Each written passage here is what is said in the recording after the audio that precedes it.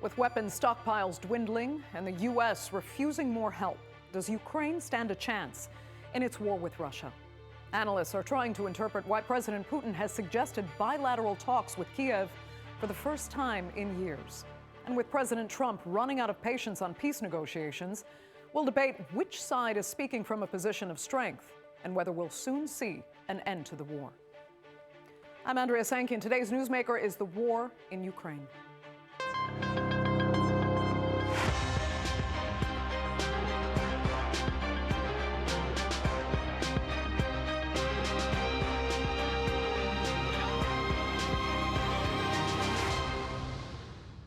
Well, Ukraine war analysts have been having a tough time interpreting language coming from Moscow, Kiev, Europe, and Washington.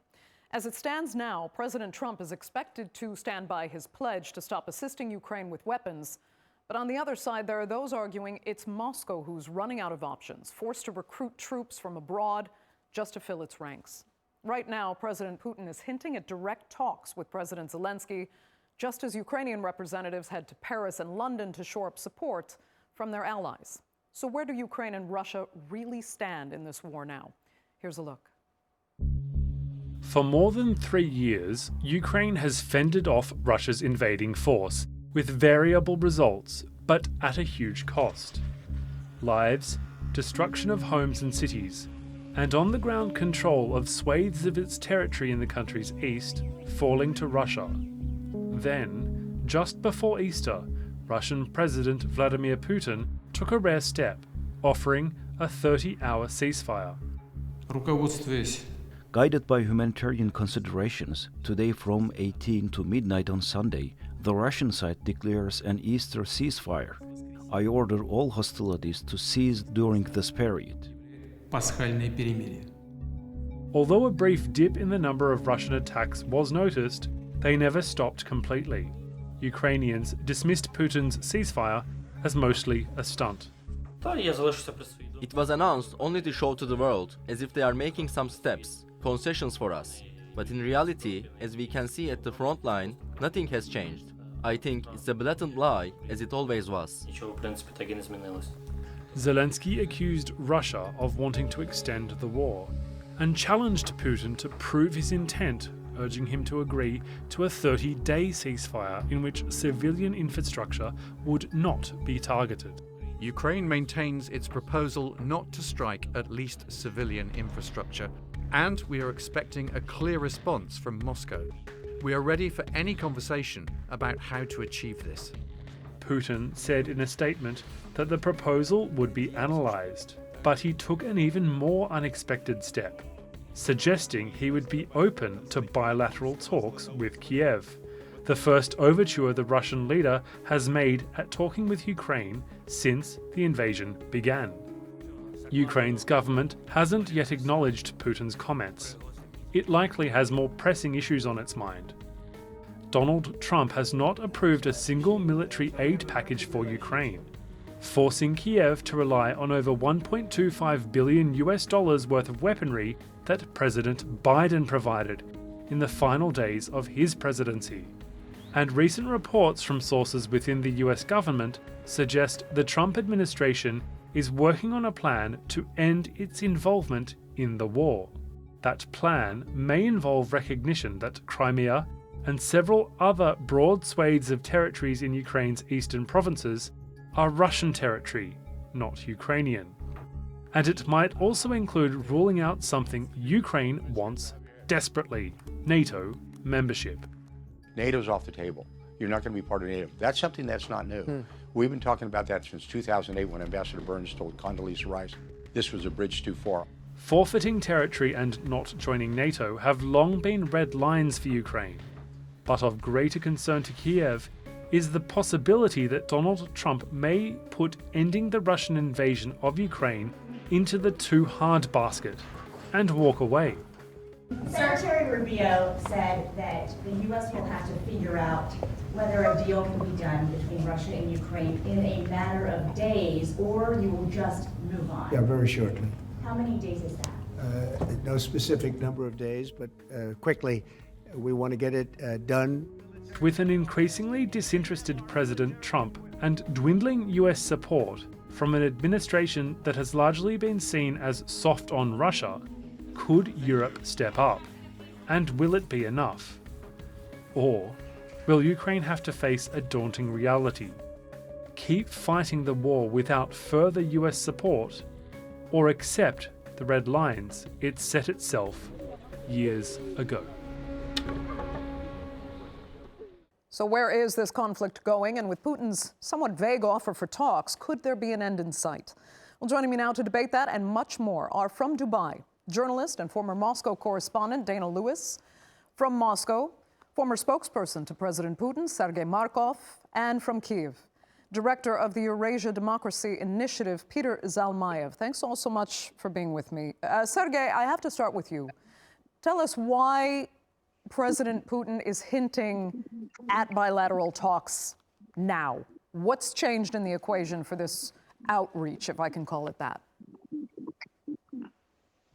I think it just for public relations, because Vladimir Putin made a very positive step, claiming Easter ceasefire for 30 hours.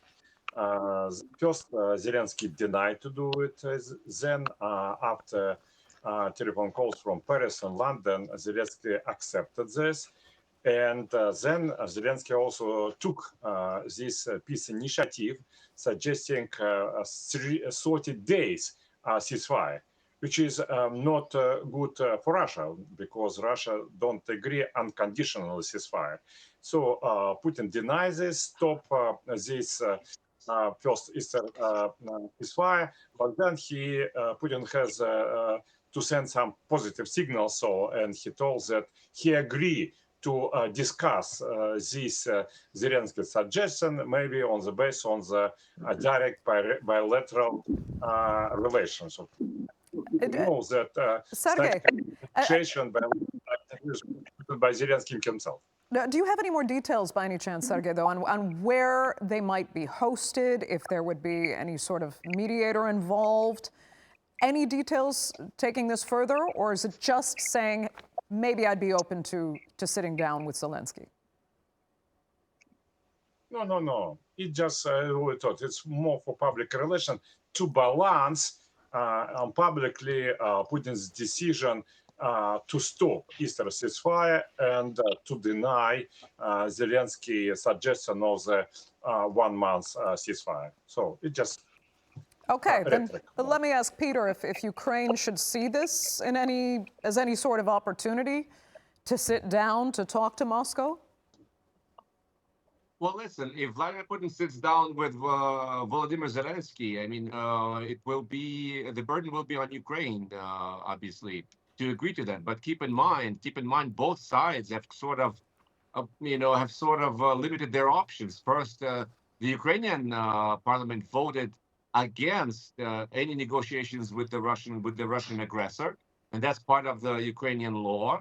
And Vladimir Putin has time and again denied the legitimacy of Volodymyr Zelenskyy as a negotiating partner. So both sides have to make some tweaks in their own positions and their own legislation to be able to sit down. But having said that, the war has become unsustainable for both parties. Sooner or later, it will have to end. And the equation for Ukraine remains the same.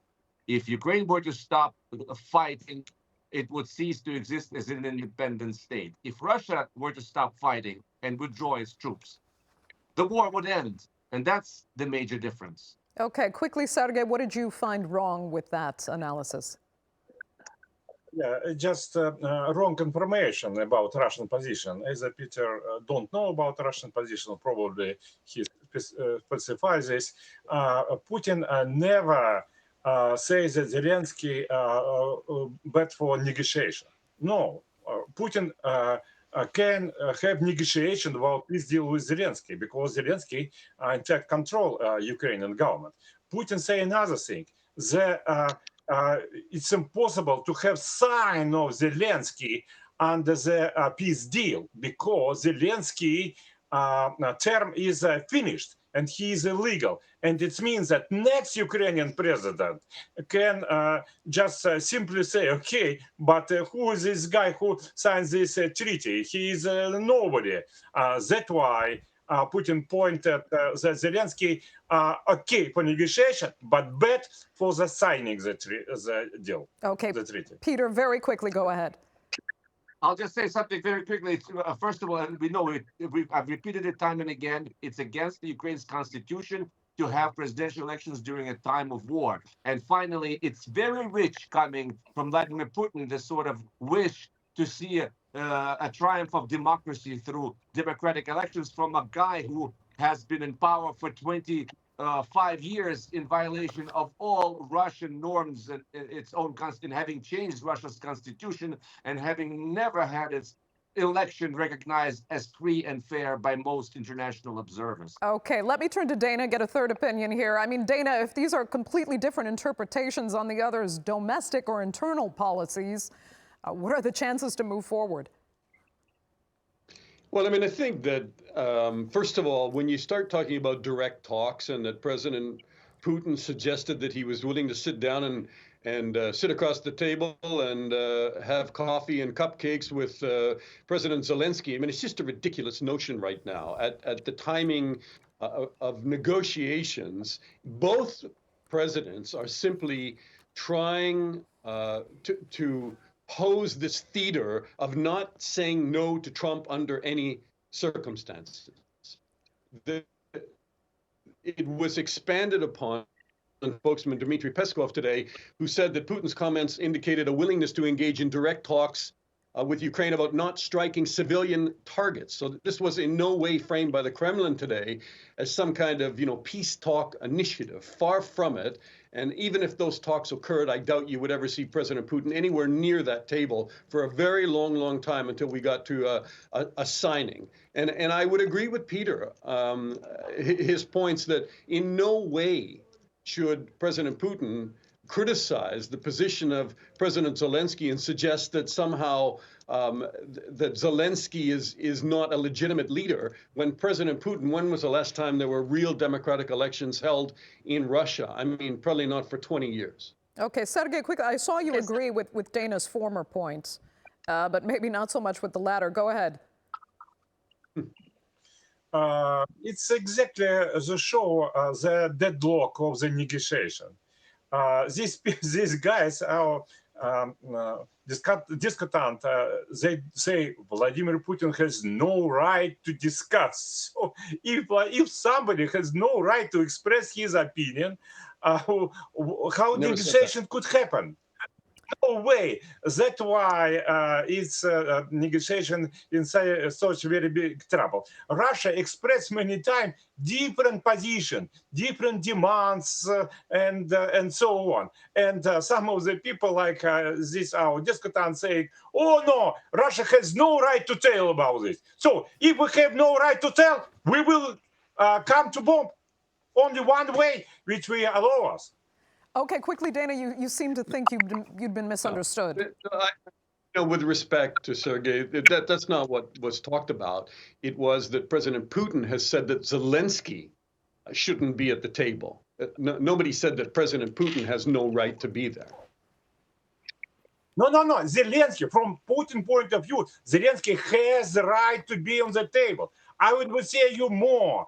A Russian interest, in fact, to keep Zelenskyy as president of Ukraine, but not to allow somebody new as Zaluzhny to take this post, because Zelenskyy has very bad relations with Trump, because Zelenskyy hated by a big part of the Ukrainian politician, and because Zelenskyy discredited himself and he came beyond his term. So it's Russian interest to keep Zelenskyy on the table, but to have signed of Zelenskyy under the treaty, it's senseless for Russia, because from our point of view, next president will say no, he is president of Ukraine. Will say no, he was not legal. And according to constitution, it's very clear that according to Ukrainian constitution, parliamentary elections can be postponed, but presidential election, no. It cannot be postponed.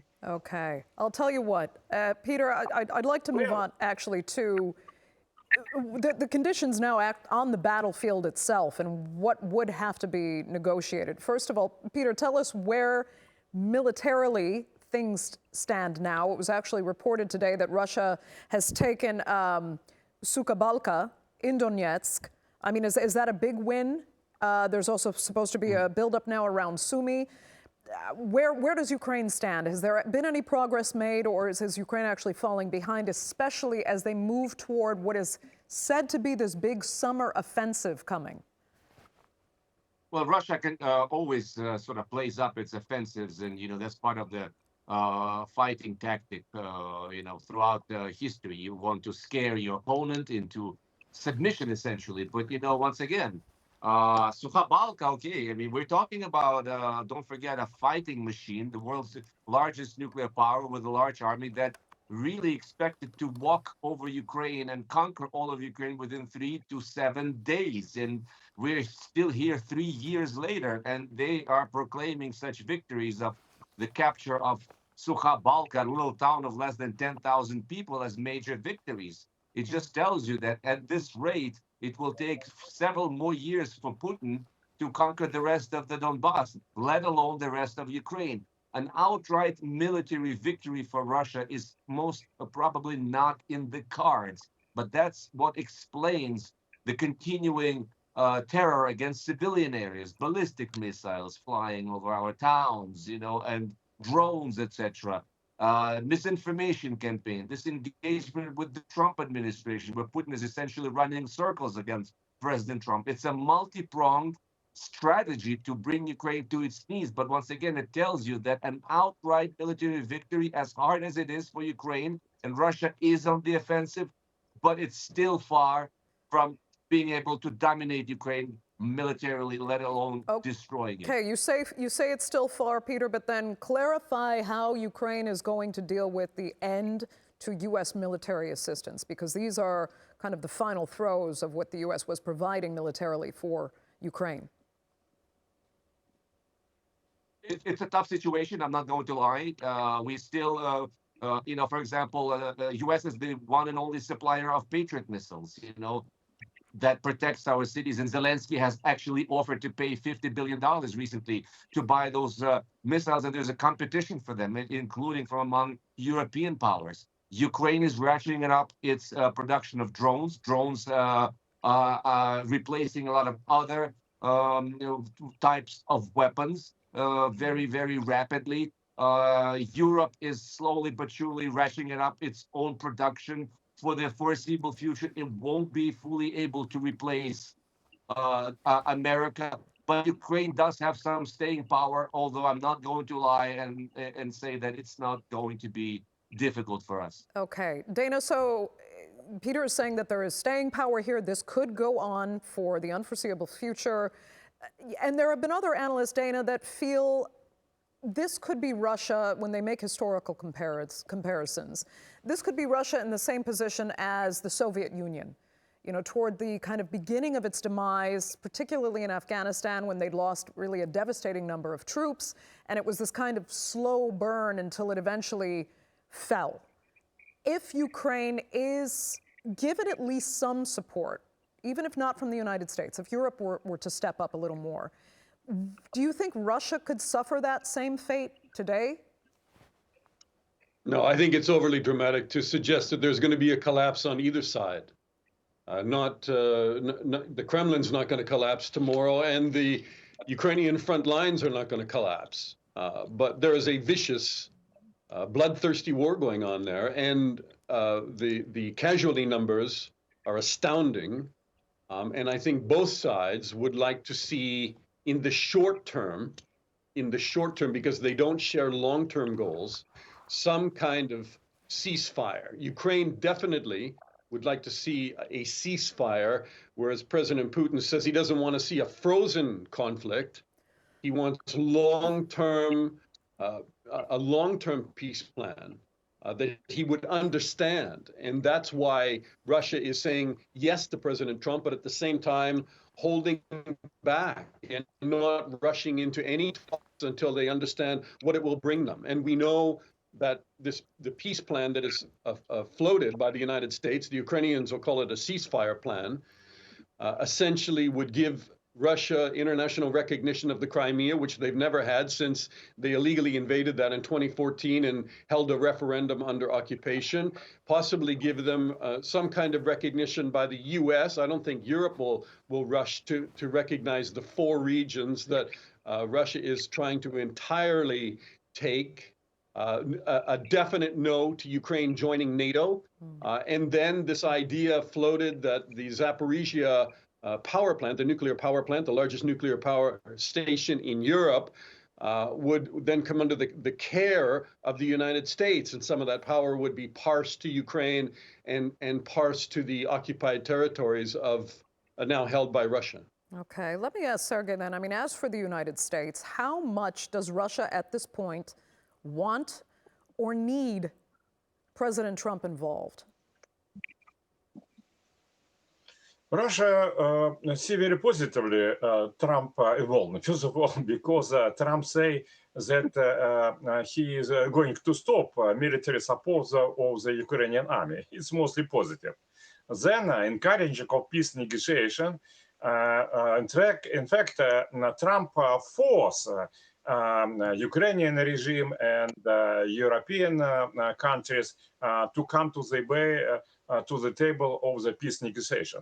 Russia suggested peace negotiation all these 3 years, but European countries and Ukrainian illegal regime deny all this time such a peace negotiation. Now they agree with peace negotiation. It's exactly what Donald Trump made. So it's very good. A few words about military situation with UK. You just should, for your understanding, last 2 exchange of the bodies of the killed soldiers between Russia and Ukraine. Russia gave to Ukraine 1,800 bodies of the Ukrainian killed soldiers. And Ukraine gave back to the Russia 80. The difference is in 20 times. So it's a reflect partly the situation of the on the front line. We've heard a few remarks very quickly, Sergey, about the foreign recruits we're hearing about Russia taking on as an indicator of the Russian military weakening. You think far too much has been made out of that, taking soldiers from North Korea? Why is that necessary? It's necessary not for the Russia, but for the South Korea, because South Korea want their soldiers to be trained in the real modern war, to be prepared for the next possible war against South Korea and against Americans. The number of North Korean soldiers, something about much more less than 1%. So from military point of view, it's more training of the North Koreans, but not in fact taking part as they don't play a real role. Now, as I understand, Russia is ready to go forward, but Donald Trump asked Putin not to start a big spring offensive before peace negotiation happening. If this peace negotiation will be not successful, Russian army will start its big spring and summer offensive.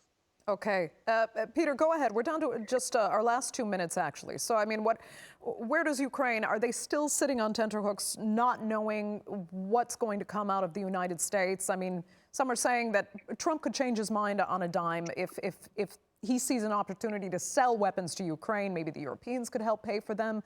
Could things change dramatically, do you think, as far as the stance of the U.S. is concerned?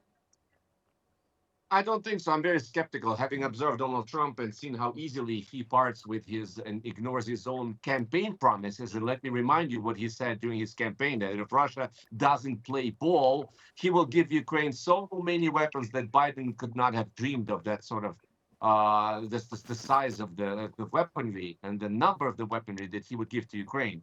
We're not seeing this happening. In fact, as you have seen, over the last few days, Marco Rubio and then Donald Trump himself have said that they will just probably walk away from the whole war if both sides decide not to play ball.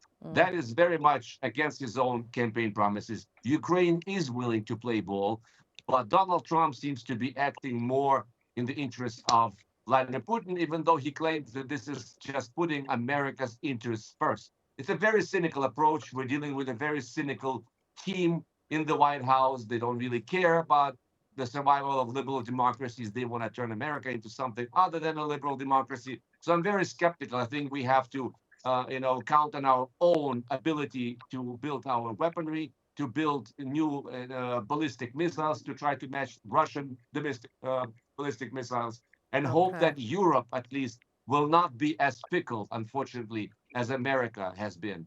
Dana, very quick final words. I think President Trump is getting ready to walk away from Ukraine. He wants to do business with Putin and Russia. He can't solve the war. He cannot bring about a very palatable ceasefire or peace deal. And I think he'll turn his back and say, did my best. Never mind that promise of 24 hours ending the war. He's going to walk away from Ukraine, and he's going to try to do business with President Putin. And there's all sorts of ramifications for Ukraine from that. Okay. Well, that will have to be the final word for this edition of the Newsmakers. I'd like to thank all three of my panelists so much for being with us. Our viewers, of course, for joining us as well. Remember, you can follow us on social media, and do be sure to subscribe to our YouTube channel. I'm Andrea Sankey. We'll see you next time.